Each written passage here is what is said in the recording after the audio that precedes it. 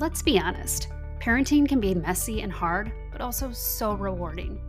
In this podcast, we'll share all the ups and downs of parenthood, as well as share some of our favorite tips and tricks for parenting using both our experiences and expertise from our professional lives as a speech and language pathologist and teacher, but also our everyday lives as moms, just trying to balance it all. We're so glad you could join us.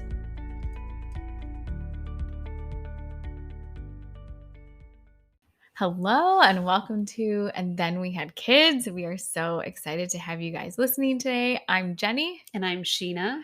And I'm excited because, for multiple reasons. I'm excited because we're actually in person recording. This is a first for us. I'm staring at you right in your beautiful face. This is exciting. Yeah, what comes with doing this is some tech issues. So when we usually record, I am in my basement or like my husband's playing paddle. And so I'm makeshifting some nice spot for me in my house, and you're camped out in your son's room. Yeah. And just internet issues be what they may be. And we get to record together. We had a fun day together, fun evening together with some dinner and drinks with a friend to celebrate her birthday. Yeah, I have the privilege to come into the city, which doesn't always happen. So we're excited to be here as we are every week. And another reason I'm excited is that, the group or duo here, I'm a stay-at-home mom, but I love when I can put my speech hat back on.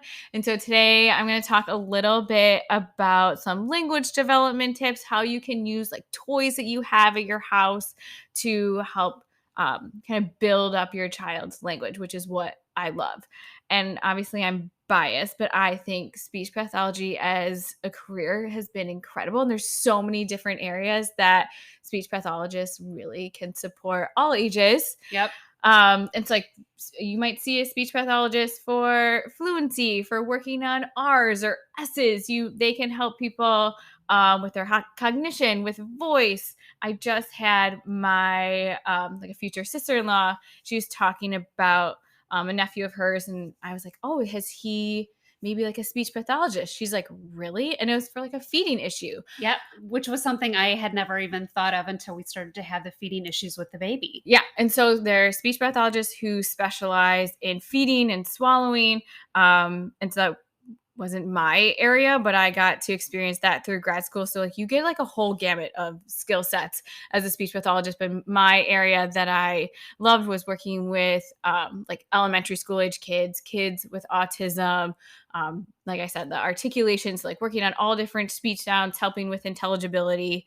And so I thought I would just share a little bit about toys and how you can use, you don't have to go out and buy fancy toys, right, to help your child build language. It's really about the interactions that you have and supporting what they are doing and expanding on their language. So I'd asked you to think about some toys you had at your house. Well, and I think it's interesting too, because as new parents, we want to support our kids with their language development and whatnot.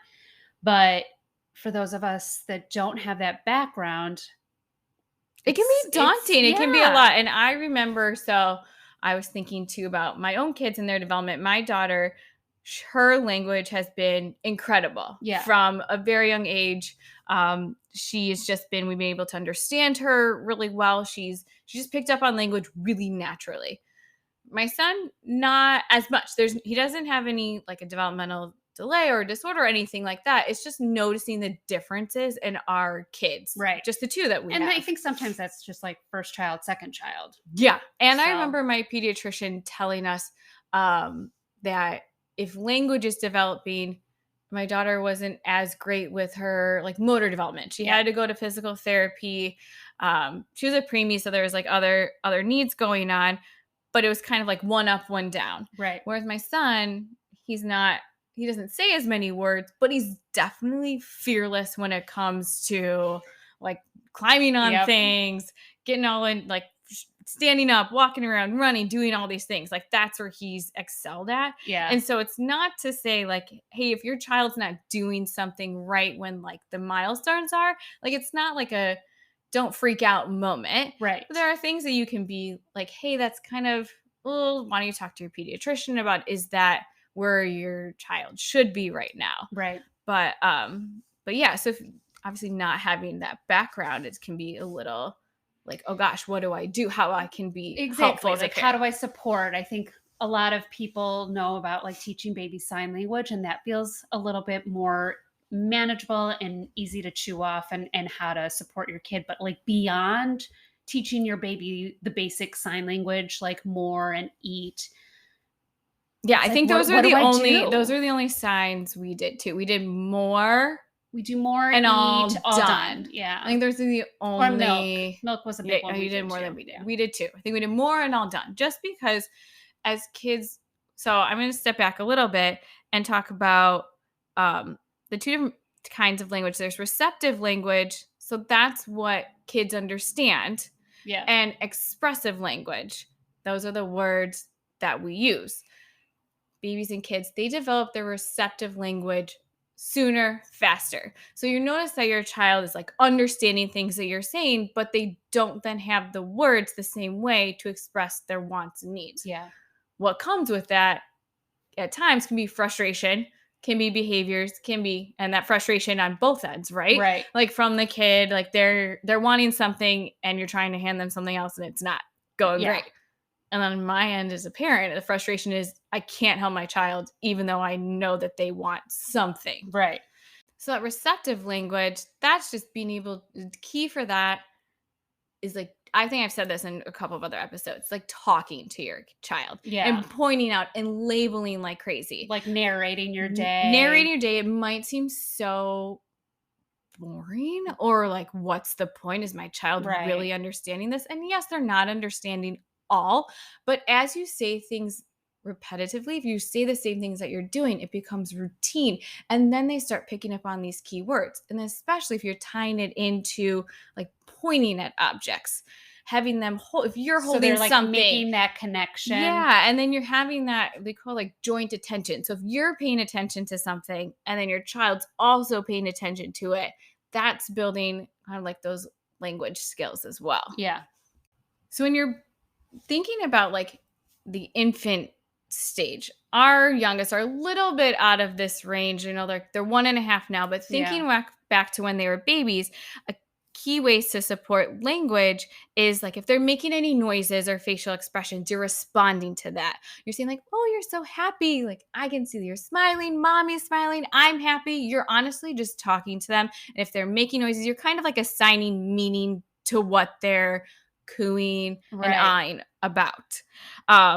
Or like if they're babbling and you're like, oh, you have so much to say today. Exactly. Okay. Yeah. So if like any kind of like sound that they are making, you're responding, you're saying things like, oh, we went to grandma's house today. We had so much fun. We got to have lunch together. You got to see grandma's dog. You pet the dog. And then with animals, you can then expand like animal sounds. Like, oh, the dog says woof, woof.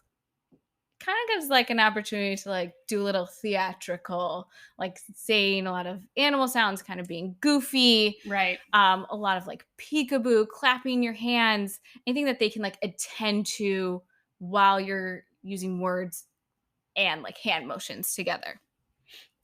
And another key thing I think through any age is reading to your child. Yeah. So if you're like, what can I do? Read. Okay. And any book. There are no bad books to read to your kids, right? In the sense of like, there's just words building language. It's great. And then as they get older, now like around like 1.5, you might be starting to have them say like a word or two. So like my son at this point, he can say like mama, dada, more, please. He goes like woof, woof for dogs. And I should say like they're not super clear words, right? Like, so at different ages, we are like kids, what they do is they like simplify adult speech. So it's not going to be perfectly clear, but you got an idea that what they're saying is the same every time. So like if they're saying like mama the same way, they're saying like more, it might sound like mo. So they're not having the entire word, the whole clarity to it. But full articulation to it. Exactly. And so what then you can do to build language, if they say like more, then you're like, you want more goldfish. You want more whatever the case may be. So like acknowledging that they're using the word more and building connection to it, but also building like what that full sentence could be. Exactly. So if they're saying like one word, you're making at least like maybe a couple more. Okay. Like nice simple sentences for when you're like, I would say like playing like your eye level with your kid. Like this is like the time when like have fun with your, like bring you back to your own childhood, like playing with the toys that you have. Again, like being able to narrate your day. That's okay if it's like a longer string of sentences. It's just really like bombarding language. Yeah. And an easy way is like, I remember what I would with my daughter, like before bed or for nap time, I would basically like recount our day with her. It'd be like, we got to go to the park today. You went on the swing. I put you in the stroller. We buckled up. It was really safe. The sun was shining. We saw a bird. We walked by a house. I mean, we think about the things that you see and do every day. There's a lot to narrate. Right. And it seems so simple. Like maybe like we rang a doorbell. We walked through the door. I unlocked it. So you can really talk about anything and everything. Yeah. And kids love it. My daughter, I remember being like, when she got older, I was like, we saw a yellow door. And that was like a highlight of her day. Right. So like enjoying the small things too. I think it gives an opportunity to slow down and think about what's around you too. And so with toys, I know I'd had you like think about some toys that you have that your child like really likes. Yeah. And when we had originally planned this episode, I definitely had those toys in my head and they have since left my brain. But I think the one thing that we have all over our house, if you walk into my house, every corner you look at are some type of dinosaur, whether it's like dinosaur figurines, dinosaur puzzles. Dinosaurs are a big one right now in our household. That is key. So it's not, so being specific is like teaching dinosaur names, right? Like, so if you think like, oh, I'm going to teach my child Tyrannosaurus Rex, Triceratops, the functionality or like how functional that is in a child's everyday life, not so much. Unless you're my toddler. Unless you're your toddler. Every single then it becomes name. Like a and then it's passion. Mom, I don't have such and such dinosaur, and I have absolutely no clue what you're talking about beyond like the typical dinosaurs that were on land before time that I appreciated as a child. I know nothing past that. Yes. So what you can do, I love dinosaurs. I love like a farm set. Yeah. I love any kind of like animals that you might have. And you can use these to like dinosaur want or like dinosaur. And then you can expand on that. So as your kid is starting to say like more words, like you're expanding on them, you can then have your child point to pictures that you might name to have them to like see if they're like language, if they're understanding what you've been talking about. So then with like picture books, as they are maybe like 1.5 or 2, you have books with not as many words, but like nice big pictures. Yeah. And so you'd be like, oh, maybe it's a book about food. And you're like, this is a watermelon, an apple is red. Oh, it's really crunchy. So you can like describe the pictures that you see in a nice picture book. And like we've been doing lately, like pointing out things, right? Like where's the cow and seeing if he can identify where the cow is. Mm-hmm. If you think if it's a word that your child might know, you can prompt them by saying, say cow or say moo. And even though you know your child might be able to say something, you don't want to have it become like a demand, like say cow, say moo. Sometimes I'll like, if like the picture book you're saying, like, can you point to cow, maybe doing that 2 times. And then let's say your son doesn't point, that's okay. Right. And then I point. Same goes for like, if you're asking them to say a word, like say mama, say mama, I'm mama. Like it's okay if they're not saying it all the time. And you also don't want it to become this like, kind of like, well, now I'm going to shut down. Almost like performance anxiety. Yeah, exactly right. So it's being able to kind of teach, but it's okay if they're not saying it every single time. Right. Yeah. And with that, when I think about like books and like I had said, what what words you're trying to teach your child, or you're hopeful that they're going to learn sooner. Like thinking about like function of words, like hi, bye, more, water, milk, mama, dada, open, help, again, like all done, go.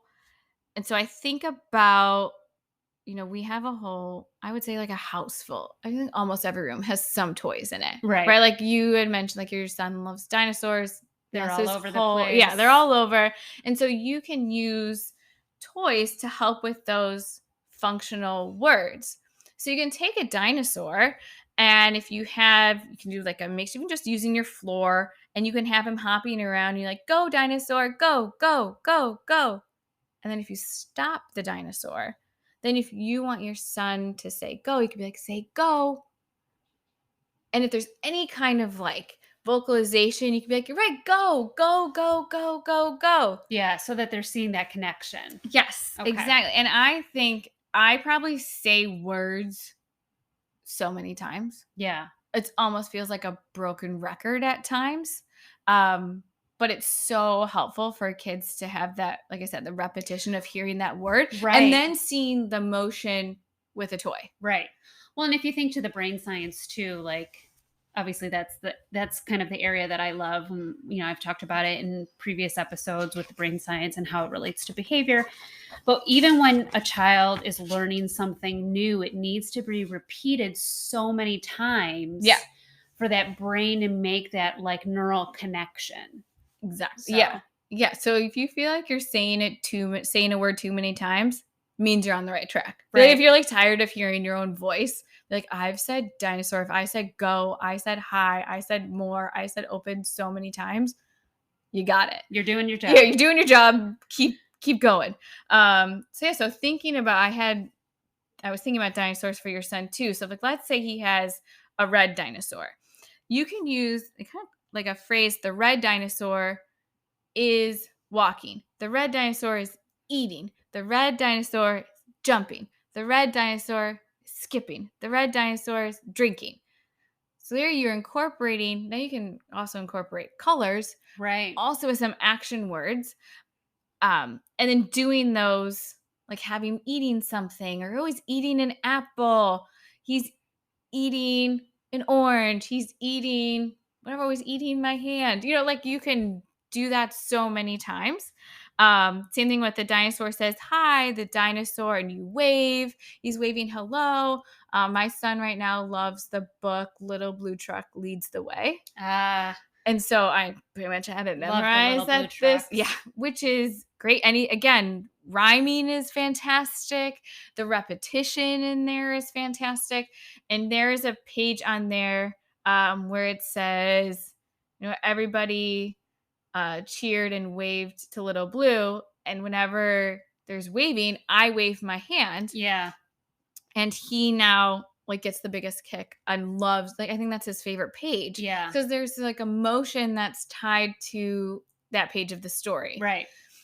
Another key thing or a helpful piece when reading stories is, while I do love having like my child sit in my lap, it's really helpful for them to be facing you. So that they can, so if you do any gestures that they're looking at you, if you make any facial expressions they're looking at you, you can then like hold the book and point. Yeah. And then like where they're looking, that you're like pointing, oh, here's Little Blue. Oh, there's this man. He's waving hi. Look, he's waving. Mommy's waving. Can you wave? And so that way they're looking at you as you're kind of modeling these pieces for them. Interesting. Yeah, not to say, like I do, like I said, I will at times, like very much, my son will plop himself in my lap, which is great. It's interesting because my older one was not like very quick to like sit in someone's lap while reading, but he loves books. And my younger one loves books, but he very much wants to sit in the adult's lap while reading. Yeah. But there's, again, I feel like if you're reading to your child, nothing bad. Yeah. It's just like a bonus, and it's helpful for them with this language piece. I guess I just never even thought about like the fact that they could be picking up on gestures if they're not necessarily just sitting in your lap. Mm-hmm. Yeah. So this is a helpful tidbit with books. And similar to dinosaurs, I love like farm sets. I feel like there are so many good ones out there.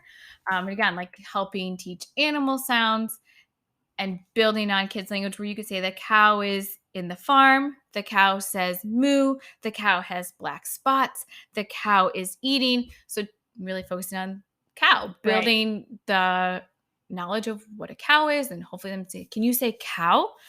Or if you're like your child is saying cow or moo, you can expand. If your child says cow, you say big cow, hi cow. Cow says moo. Again, really getting to play up on like the your fun, acting skills. like the being a little McDonald here. Yeah. And same thing goes with like kitchen items. I feel like that's another toy. If you can have some kind of kitchen, like a play set of food, right? Love those. I think there's so many ways to use, like, I think my son now is like really loving to like cut the food in half, the ones with like the Velcro attached to them, the Melissa and Doug ones that you can practice the cutting skills. Yep. So you like naming all the items, the apple is red, the apple is yummy, I'm eating the apple, I'm cutting the apple. So again, like you're right there, you've had like 4 different sentences of using apple. And if you, on the flip side, if you started with the word apple, it's like, yum, apple, red apple, small apple, big apple if you had more. So you're just, again, repeating all the while, kind of like at that eye level with your kid. And if you get them to every once in a while prompt and say, oh, can you say apple? Apple, apple. Yeah. If you have the apple in your hand or whatever fruit, I'm just using apple, but whatever fruit, let's say if you have something in your hand and your child's like reaching for it. Yeah. It's like, can you say apple before you give it to them? So there's maybe like some kind of vocalization that they can, then you give them the apple once they say it. And again, like it's okay if they're not like perfectly articulating the word, like just getting them to express some vocalization. Yes. At this age, I'm thinking of like a 1 to 2 year old, maybe a little bit older as you're building on vocabulary, that we do not expect kids to be like 100% intelligible at this point. Right. Like I said, there are different speech patterns that kids do to simplify adult speech when you think about everything that goes into talking, right, and like making sounds. It's a lot. Yeah. And so there are patterns that kids do that are totally like appropriate. They're typically developing, and kids kind of like graduate out of them and they develop out of them. But if you're ever worried that at a certain point, you're really not understanding your child at like age 4, then again, ask your pediatrician if there's like any like raising questions about your child. Like, you are your child's best advocate, your child the best. Again, I'm not saying like don't be worried, and I'm also not saying don't do like the wait and see approach, because early intervention I think is also like super helpful. If there's any red flags, I think it's super helpful to just at least ask at your next pediatrician's appointment. I think that's what we were seeing with the feeding issues, was this just seems so much different than our older son, that I just asked, and maybe it was nothing to worry about, but at least that way I asked and had my concern addressed. And I think we've been very lucky with our pediatrician, and he knows what I do for a living. And so I think it's helpful to know that he understands that if I'm bringing it up as a concern, there's probably something going on. Mm-hmm. And it's like, yeah, like this is something we should look into, or like, yes, I hear your concern, and then like giving the rationale. Yeah. But I think, anytime you think you have a concern, I think it's always helpful to bring it up to your, an expert's attention, whether it's your pediatrician or whatnot. Does not hurt at all. Yeah. Yeah. And there's also no shame in it. Right. As well. Like if you're like a little worried about something, you got to ask. Yeah. Or you got to just see. Because it could be nothing. It could be like, oh yeah, hey, here's what we got, some options for you too. Right. So, yeah. Like I said, kitchen item, like a play kitchen, not like a whole entire kitchen. You don't have to do that, but just like a simple set, I think can go a long way of like, you can work on colors, you can work on shapes, you can work on like asking for things, more of things. Same thing with puzzle pieces, puzzles. Yeah, my kids well, especially my older one loves puzzles, which I love them too. Very much. I could came spend in my here whole today. He was doing like, what was that, 100-piece puzzle, which was like a legit puzzle. Yeah, and those are actually very easy for him. But I also am a huge puzzler and could spend my whole summer break doing, a 5,000-piece puzzle and be perfectly content. Yeah. But yes, we're definitely a puzzle family. So, but I guess how would you like work on language skills with like a jigsaw puzzle? Well, I'll step back. I was thinking I'm going to talk about the other puzzles, like the ones that have shapes. Oh yeah, okay. So like those ones are like similar. Like if you don't, if you like have the a puzzle, ones? yeah, the wooden ones with like animals Okay. or different kinds of like cars or transportation, colors and shapes. So like those again, you could work on like, oh, here's like a cow and a horse, or like I have ones like farm animals. There's some with like jungle animals. I have some with like toys. There's like a ball, a doll. I think we even have like, one, like an animal one that makes noises when you put it into the correct slot. Yeah. So again, if your child is like starting to say some of those words and you're wanting them to to really just like solidify that knowledge, if you have a piece similar to what I said earlier, like you can prompt them to say pig, or what does a pig say? Oink, oink, and giving them maybe like 2 opportunities until I say it, and then giving them that puzzle piece so that they're not becoming frustrated. Like you lose them for a fun activity potentially. Right. A jigsaw puzzle, how I would work on language with a jigsaw puzzle with an older kid, I would take some puzzle pieces and I would be working on more and please. Okay. Those would be, and thank you. Yeah. Those would be kind of thinking about like what words, because obviously it would be hard to say, like, can I have the piece that has this little part of the dinosaur on it? Yeah. Which actually my older one can do that now.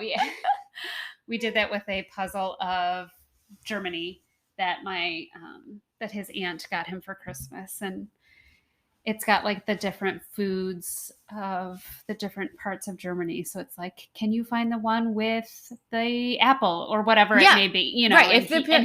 And he can find it. So if there are pictures big enough on the pieces, but I'm thinking of like the smaller traditional jigsaw pieces, I would like sneakily like swipe a handful or 2, and as your son starts to put pieces together, and if he's realizing that he doesn't have the piece that he needs, he can ask you and say, and this would be maybe if he's putting together 2 word phrases. Okay. So like more please. Yep. Or mama more please. So now you're even expanded even more. Yeah. And then you can hand him a couple pieces. Another opportunity for that would be to work on counting. So you could take like 5 pieces. You can say, how many pieces do we have? 1, 2, 3, 4, 5. I think we need some more pieces. I'm going to put 2 more here. Now, how many do we have? 1, 2, 3, 4, 5, 6, 7. So you could work on counting that way too. Okay. With pieces. But my initial thought was working on building that like more please and then saying thank you. Yeah. Or if there is a specific piece that he knows he needs, he can say like apple please, if there's a piece with an apple that I could say. Okay. But yeah, that's like what I would think about with a jigsaw puzzle. Very cool. Yeah. Cars, I feel like I have so many different like cars and trucks, and that's like along with a lot of like Frozen and Encanto figures. Yeah. So like my daughter, right? Like you talk about your son, we got Elsa, we got Maribel, we got Louisa, we got Isabella, we got Antonio, you name it, we got them all. But we don't talk about Bruno. Just kidding. But that's something to work on, like stop, go, hi, bye. Like Maribel is going in the car, vroom, vroom, boom, beep, beep, stop, go. And I think like pausing, while it feels really kind of awkward at times, giving that wait time for your child to like figure out like what comes next or what they want. So if they want like a different toy to come into the mix, then that wait time is super helpful. Yeah. And like I said, it can feel really awkward, but if then let's say you have all these like toys out and they're gesturing towards something, or if they're making a vocalization, or they're saying something you can't quite understand, and you could say like, I know you want a toy. you point to what toy you want, or can you tell mama you want Louisa or Maribel? So like you're then like narrowing it down. But if you're giving them that wait time before, you're like, okay, I don't even know what you're talking about. Like, oh my gosh, this is getting really frustrating. Right. I mean, like, can you just play with this? Like slowing your speech down, giving those pauses for yourself and for your child is really helpful. I was looking at my toys too as I was thinking about this, and this toy is for like older kids, but thinking about like imaginary play. It is like a writing tablet doodle board. So it's like a little tablet board, almost looks like a blackboard that you can write on, but then there's a little button at the bottom. When you press it, the whatever you like drew or wrote goes away. Oh, I feel like that would be a really great travel toy. I highly recommend it. You would need, there's like a little pen that goes with it, but it's not attached. So like little tidbit, if you are going to travel with it, find something to like attach it to. Maybe like a piece of Velcro and like a piece of string or something. But we have used it for, like I said, pretend play. So you can use it for like plain restaurant. My daughter will like take our orders and she'll like be the waitress. So that's like her working as like, what would you like? Or hi, my name is, so it's like she's practicing introducing herself. And I would practice introducing myself, and I can be like different characters. Right. But then we play restaurant and she takes my order. She then like says, thank you, I'll be right back. Like I said, we have like a little play kitchen. So she'll go back there and then I'll kind of from like afar, like describe what she's doing as my son's playing next to us too. So it's like, oh, your sister, she's going to go get our food. We ordered a sandwich. It has bread. She's going to put it on a plate. She's going to bring it back. But that tablet it's really cute. Yeah. And so it's small. We also use it for another way for pretend play is like a grocery list. So if we pretend we're going to the grocery store, my daughter is definitely taken after me and likes making lists. She brought her whole like notebook with her to the grocery store last weekend with like a crayon. So which I love making lists too, and builds on some executive functioning skills, some nice planning. And so we'll talk about like if we're going to bake cookies for someone's birthday party, what do we need to put on our list? So that's another way that you could use this tablet and build on language. Yeah. Another one, we've written like pretend letters to people. Oh, cute. So like her cousins who live in Iowa, like we'll say like, let's write and say like, hi, whoever, how are you? What did you do today? I had gymnastics. I miss you. Again, you can practice some like writing of like letters. Like my daughter just learned how to write the like couple letters of her name. Right. So she like feels really proud that she can do that on there. Another way we've done it with words that she is, she's learning a lot of new words is we play like a little version of like Pictionary on there. Mm-hmm. And like I said, you can draw a picture and there's this little button at the bottom, and once you hit it, it goes away. So it's like a tablet doodle board is what it's called. So cute. Yeah. And the last thing, again, there's so many things to help build language, but the last thing I'm going to talk about is like photo albums.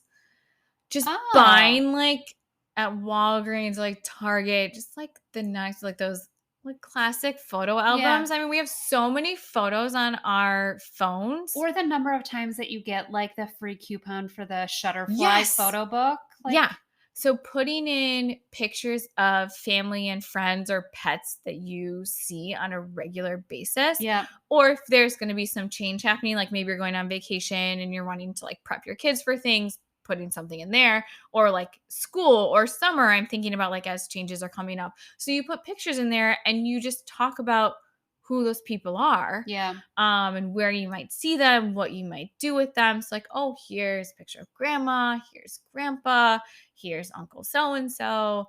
And so they're just starting to learn names of people that they're going to be around regularly. Yeah.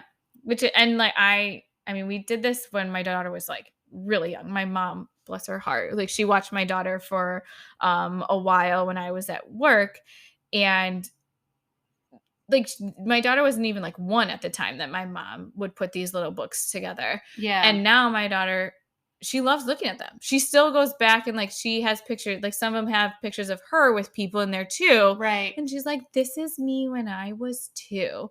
I'm like, okay, like you were 8 months old, but yes.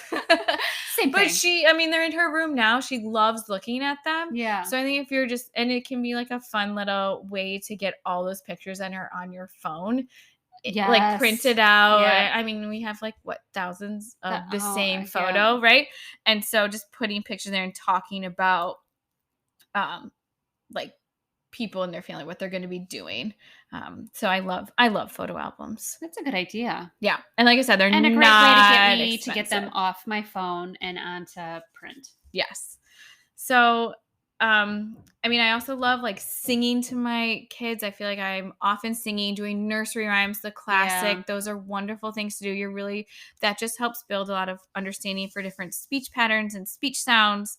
And so, like I said, there's so many fun things to do to practice language. Singing is great. Reading is wonderful. Being eye level with your kid, having fun playing with them, repeating yourself until you're like, I'm tired of hearing my voice. Right. But giving your child opportunity to say words too. So like, I think I used one example, but if you're having trouble understanding what your child is saying between two choices, to give those choices, to say instead of just like, what do you want? Or what toy do you want? Or what do you need? You'd say, do you want milk or water? Do you want this lovey or this lovey? Yeah. Do you want red dinosaur, green dinosaur? And I think it's important to know, like, don't give too many choices. Like, you've got to match it kind of to the age. So young toddlers, it really should be 2 choices. As they get older, you can start to give them 3 choices and increase the number of choices you give the older they are. Yes, that's a great point. Yeah, you don't want to you want to give child like a sense of control along with opportunity to effectively communicate their wants and needs, all the while like not becoming too overwhelming. Right. And that it becomes then you have a whole other issue at hand of frustration. So I just hope that you guys enjoy practicing with your kids. And like I said, any toy you have around the house, you don't necessarily have to go buy anything new. You have everything that you really need. It's really thinking about what words would be helpful for your child to know, thinking about the function of language. And really, I think what is also cool is around 2 years of age, there's this incredible thing called a language explosion. And so for kids, if you're not quite there yet, all around 2 years of age, they're combining 2 words together, and you'll just all of a sudden be like amazed by the different words that your kid is able to say. Yeah. So very cool. Thanks for sharing all of those. Of course. Tips. This won't be the only time I talk about speech and language, but it's a good start. So enjoy. Great. Thank you. Thanks so much for listening. We hope you enjoyed this episode, and if you'd like to help support the podcast, please share it with others, post about it on social media, or leave a rating and review. To catch all of the latest, you can follow us on Instagram @_andthenwehadkids. Thanks again, and like we say, life used to be carefree, and then we had kids.